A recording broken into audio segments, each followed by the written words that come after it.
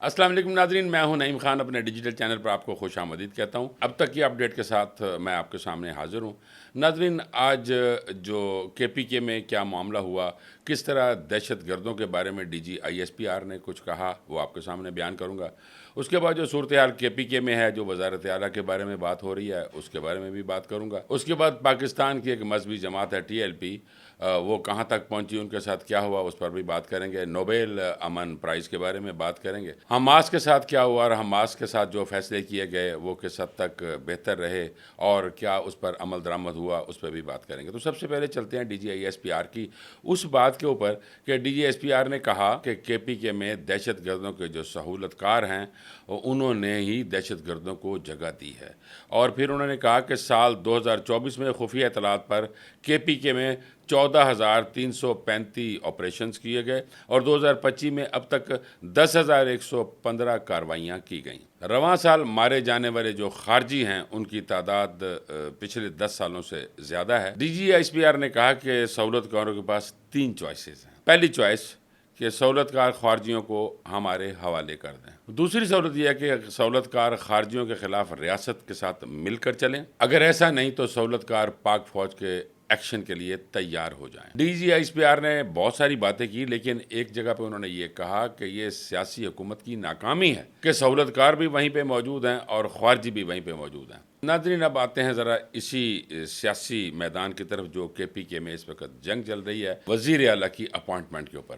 تو ناظرین، صورتحال یہ ہے کہ فیصل کریم کنڈی نے پھر دوبارہ یہ کہا کہ ہمارے پاس تو وزیر اعلیٰ کا کوئی استعفیٰ موصول نہیں ہوا۔ ناظرین، میں نے جو کل بات کہی تھی کہ جو استعفیٰ لکھا گیا اس میں یہ لکھا کہ میں بانی کے حکم پر یہ استعفیٰ دے رہا ہوں، اس میں آئینی اور قانونی پیچیدگیاں موجود ہیں۔ آئین یہ کہتا ہے کہ کسی کے پریشر یا زور و جبر کے ذریعے کوئی بھی ایسی بات نہیں کی جا سکتی جو کہ وزیر اعلیٰ کے منصب کو زیب نہ دیتی ہو۔ اب صورتحال یہ ہے کہ علی امین گنڈا پور نے کہا کہ میں بانی کے کہنے پر استعفیٰ دے رہا ہوں، یعنی یہ استعفیٰ انڈر پریشر دیا جا رہا ہے۔ یہ چیف منسٹر خود نہیں چاہتے کہ وہ مستعفی ہوں، لیکن اب اس میں آئینی اور قانونی پیچیدگی شامل ہو گئی ہے۔ اس ضمن میں نے کل بھی عرض کیا تھا کہ بانی کی جو چاہت ہے وہ بیچ میں شامل نہیں کی جا سکتی۔ قانونی اور آئینی جو نقطہ ہے اس میں چیئرمین یا پریزیڈنٹ آف دی پارٹی، اس کو تو کہا جا سکتا ہے کہ انہوں نے ہمیں کہا کہ آپ اس وقت صوبے کا انتظام صحیح طریقے سے نہیں چلا رہے تو آپ مستعفی ہو جائیں، یہ تو کہا جا سکتا ہے، لیکن بانی کا نام نہیں لیا جا سکتا کہ مجھے بانی نے کہا ہے۔ ناظرین، جہاں تک میرا اپنا خیال ہے کہ اپوزیشن کا پلڑا اس وقت بھاری جا رہا ہے، وہ جو کل میں نے کہا تھا کہ 22 جو ایم پی ایز ہیں وہ آزاد ہو گئے ہیں، اور آج بھی جو سننے میں آ رہا ہے جیسا کہ پارٹی کے تمام ایم پی ایس کو بلایا گیا اور کہا کہ بیٹھ کے چائے پہ بات کرتے ہیں اور یہ دیکھتے ہیں کہ کیا لاہ عمل اختیار کرنا چاہیے، لیکن سارے ایم پی ایز آ گئے لیکن 18 ایم پی ایز نہ آئے، یہ کہا جا رہا ہے۔ ناظرین، اور مجھے محسوس ہو رہا ہے کہ اپوزیشن پارٹی جس طرح سٹرونگ ہو رہی ہیں اور گورنر کے پی کے بھی اپوزیشن پارٹی سے تعلق رکھتے ہیں، مجھے نہیں لگتا کہ پی ٹی آئی ون کر جائے۔ اس وقت جناب فضل الرحمان صاحب بھی پشاور میں ہی تشریف رکھتے ہیں اور انہوں نے تمام لوگوں کو اپنے ہاتھ میں کیا ہوا ہے۔ اب دیکھنا یہ ہے کہ کیا اپوزیشن ون کرتی ہے یا پی ٹی آئی۔ دوسری طرف وزیر اعظم کے مشیر برائے اطلاعات و نشریات اختیار ولی خان نے کہا ہے کہ خیبر پختونخوا کی صورتحال پر متحدہ اپوزیشن کی مشاورت جاری ہے اور وزیر اعلیٰ کے لیے مشترکہ امیدوار لائیں گے، یہ کہا اختیار ولی نے۔ پی ٹی آئی پارلیمنٹیرینز کے جنرل سیکرٹری جناب حبیب نور اورکزئی نے کہا کہ وزیر اعلیٰ کے لیے اپوزیشن کے مشترکہ امیدوار لانے پر ہماری جماعت بھی مشاورت کر رہی ہے۔ ناظرین، یہ دیکھتے جائیں کس طریقے سے یہ کھچڑی پک رہی ہے، اب دیکھتے ہیں کھچڑی پکنے کے بعد کھاتا کون ہے۔ ان کا کہنا تھا کہ اسمبلی میں اکثریت اگر ہو جاتی ہے تو جے یو آئی فے کا امیدوار بھی سامنے لایا جا سکتا ہے، اور یہ بھی کہا کہ ہمارے آزاد امیدواروں کے ساتھ رابطے ہو رہے ہیں۔ ایسا لگتا ہے کہ تمام جب جو سیاسی جماعتیں اکٹھی ہو گئی ہیں، یہ کسی ایک نئی سیاسی ہلچل کا پیش خیمہ ہو سکتا ہے۔ ناظرین، کل میں نے ایک مذہبی جماعت ٹی ایل پی کے بارے میں بتایا تھا کہ ان کے ساتھ پولیس کی جھڑپیں ہوئی ہیں، وہ اندر بیٹھے ہوئے تھے، مشاورت کر رہے تھے اپنا کہ انہوں نے کس طریقے سے ایک ریلی نکالنی ہے غزہ کے حق میں اور اسرائیل کے خلاف۔ لیکن وہاں پہ پولیس وہاں پہ پہنچی اور ان کے درمیان جھڑپیں ہوئیں، آنسو گیس کے شیل پھینکے گئے اور تشدد کیا گیا۔ آج کی جو صورتحال ہے کہ جب نماز جمعہ کے لیے نمازی وہاں پہ جا رہے تھے، رحمت اللہ العالمین جو مسجد ہے وہاں پہ جا رہے تھے، تو ہوا کیا کہ راستے میں پھر ان کو روکا گیا، بڑی جھڑپیں ہوئیں، لیکن اندر خطبہ شروع ہو گیا۔ لیکن خطبہ ہونے سے پہلے جو امیر ہیں اس جماعت کے، سعد رضوی صاحب، وہ ہال میں تشریف لائے اور زخمیوں کے ساتھ کافی دیر بیٹھے رہے اور انہیں حوصلہ دیتے رہے۔ پھر کیا ہوا کہ جمعہ کا خطبہ ہوا اور جمعہ کے خطبے میں سعد رضوی صاحب نے کہا کہ ہم لانگ مارچ کریں گے، اور قیادت سعد رضوی نے کہا کہ میں خود کروں گا، میرے پیچھے شورا ہوگی اور اس کے پیچھے کارکنان ہوں گے۔ ناظرین، اس وقت یہ قافلہ، جس وقت میں یہ ویڈیو ریکارڈ کر رہا ہوں، اس وقت یہ قافلہ چوبرجی کو کراس کر چکا ہوا ہے اور بڑی تعداد کے اندر وہاں پہ کارکنان اور اس جماعت کے لیڈران موجود ہیں۔ سعد رضوی نے کہا چاہے ہمیں ہفتہ لگ جائے، 10 دن لگ جائیں، ہم ہر صورت اسلام آباد پہنچیں گے اور وہاں پہ احتجاج کریں گے۔ سعد رضوی کا کہنا تھا کہ گرفتاری سے ہمیں کوئی مسئلہ نہیں ہے، شہادت ہمارا مقدر ہے۔ جمعے کے خطبے میں انہوں نے گورنمنٹ کو مخاطب کرتے ہوئے کہا کہ ہمارا جو مقصد ہے وہ بیت المقدس ہے۔ گورنمنٹ کو مخاطب کرتے ہوئے کہا کہ آپ کا جو مقصد ہے وہ سفارت خانے ہیں، اور خاص طور پر امریکہ کا سفارت خانہ۔ سعد رضوی نے مزید کہا کہ ہمیں اپنا خون، اپنے بچے اور اپنے مال سے زیادہ بیت المقدس عزیز ہے۔ سعد رضوی نے مزید کہا کہ ہم نے پہل نہیں کی، بلکہ اس دفعہ ہم نے بیت المقدس کے لیے پہل کیا۔ ہمیشہ ہم ناموس رسالت کے لیے پہل کرتے تھے،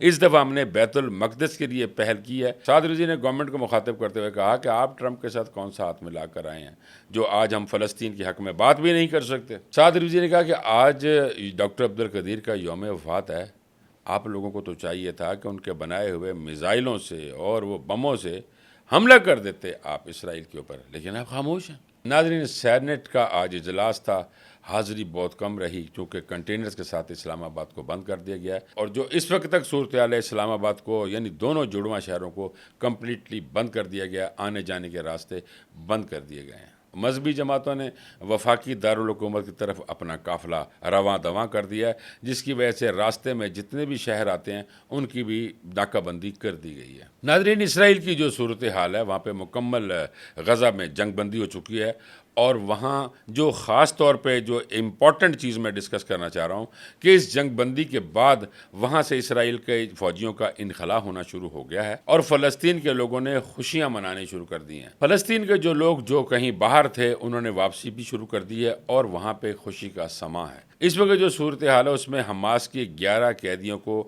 رہا کیا جائے گا، جبکہ اسرائیلی افواج نے غزہ کے اندر طے شدہ لائن سے پیچھے ہٹنا شروع کر دی۔ ناظرین، جو پھر وہ جو معاہدہ ہوا تھا اس معاہدے پہ فلسطینی بھی خوشی کا اظہار کر رہے ہیں، اور ناظرین جو معاہدہ تھا اسرائیلی کابینہ نے اس کی پہلے سے منظوری دے دی تھی۔